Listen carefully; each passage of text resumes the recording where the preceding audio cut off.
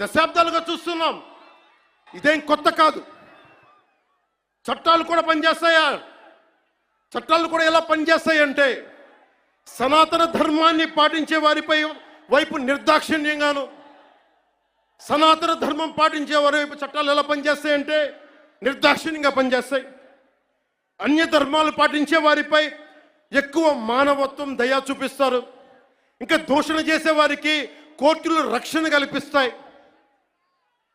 అయిన వాళ్ళకి ఆకులు, కాని వాళ్ళకి కంచాలు. ఇప్పుడు అది కూడా పోయింది, ఆకులు కూడా పోయింది. చేతుల్లో పెట్టి నాక్కోమంటున్నారు సనాతన ధర్మం ప్రాక్టీస్ చేసేవాళ్ళు. ఇదన్నా సరదాగా చెప్పట్లా. ఈ స్టేట్మెంట్ని సబ్స్టాన్షియేట్ చేయడానికి చిన్న ఉదాహరణ. ఈ మధ్యన ఒక యువ నాయకుడు అన్న మాటలు, సనాతన ధర్మం ఒక వైరస్, దాన్ని అంతం చేస్తాం.